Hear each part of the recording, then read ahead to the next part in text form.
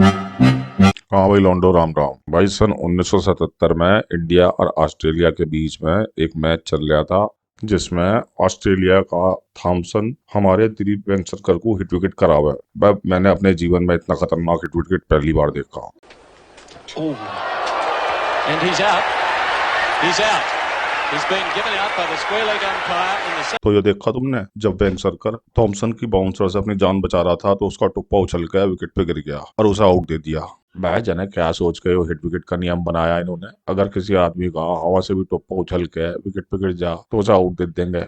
भाई उसमें उसकी क्या गलती। अब आगे की बात सुनो। क्रिकेट में कुल 42 नियम है, जिसमें 35वें नंबर का नियम बता हुआ है हिट विकेट कैसे कैसे हुआ और कैसे भयंकर भयंकर हुआ है। ये मैं तुम्हें आगे के वीडियोज में बताऊंगा। हाँ भाई, यो किस्सा है सन 2006 का। पाकिस्तान और वेस्ट इंडीज के बीच में एक टेस्ट मैच खेला जा रहा था मुल्तान में। तब लारा वेस्ट इंडीज की तरफ से बैटिंग कर रहा था।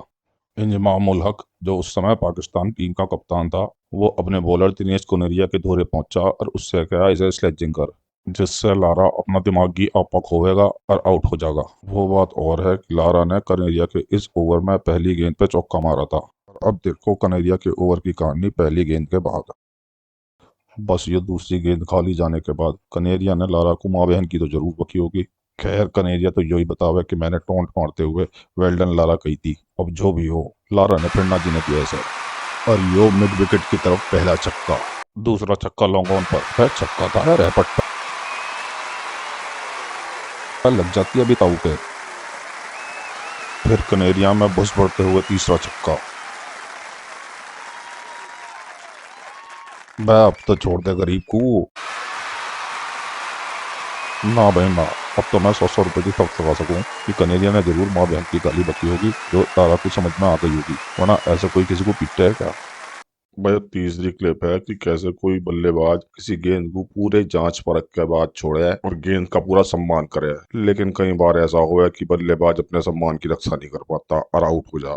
सन 2007 में इंग्लैंड और ऑस्ट्रेलिया के बीच में वही पुरानी एशेज सीरीज चल रही थी। वहां यही किस्सा हुआ। शेन वॉर्न की नामुराद गेंद ने गरीब एडम हलियोक को क्लीन बोल्ड दे मारा।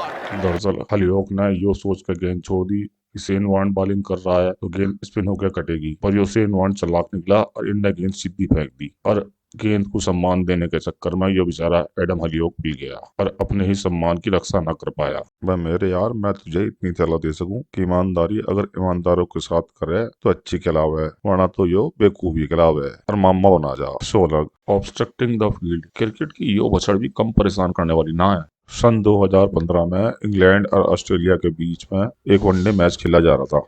ऑस्ट्रेलिया के तेज गेंदबाज मिशेल स्टार्क ने एक तेज गेंद इंग्लैंड के बल्लेबाज बेन स्टोक्स की तरफ फेंकी और इस तरीके से जब बेन स्टोक ने खेला तो गेंद वापस स्टार्क के हाथ लग गई और उनने वापस पलट के दे मारी। और जैसा कि हमने देखा, स्टोक्स एकदम मुड़ गया अपनी जान बचाने को कि कहीं गेंद उसके ना लग जा। गेंद उसके हाथ से टकरा गई। खैर ये आगे हम रिप्ले में देख लेंगे, पर रायता यहीं से फैल गया। हुआ यूं कि ऑस्ट्रेलियन विकेट कीपर वाडे ने जैसी देखा कि गेंद स्टोक्स के हाथ में लग गई, उन्हें एक बहुत जोरदार अपील करी, ऑब्स्ट्रक्शन द फील्ड की। मतबल कहने का जो है कि क्रिकेट का नियम 37 इसी काम को बनाया गया है, जो कहवे है कि बैट्समैन अपने किसी काम से या शब्द से कुछ भी ऐसा करे जो फील्डिंग साइड की कार्रवाई में रुकावट पैदा करे तो उसे ऑब्स्ट्रक्शन द फील्ड के तहत आउट माना जाएगा। खैर भाई इस मामले में भी एम्पायरों का भिज्जा फ्राई हो लिया था और आखिर में रो पीट के एम्पायरों ने भी थर्ड एम्पायर से कहा कि भाई तू ही बता आप क्या करें, और अब तुम दिद्दे फाड़ के देखो कि क्या था असली मामला। देखो यो गेंद टकराई हाथ से और इस तरीके से थर्ड एम्पायर ने भी ऑब्स्ट्रक्शन द फील्ड के तहत आउट दिवा दिया। वह मेरे हिसाब से तो ये बेबात का आउट है। अगला आदमी अपनी जान न बचावे और अपना हाथ पैर मुंह तक तोड़वा ले, ये क्या बात हुई। खैर ऑब्स्ट्रक्शन द फील्ड और हिट विकेट के बारे में मैं अलग से एक वीडियो बनाऊंगा। तो भाई वीडियो समझ में आ गई हो तो सब्सक्राइब शेयर और लाइक और जरूर कर दिए। फिर मिलेंगे अगली वीडियो में, तब तक के लिए राम राम।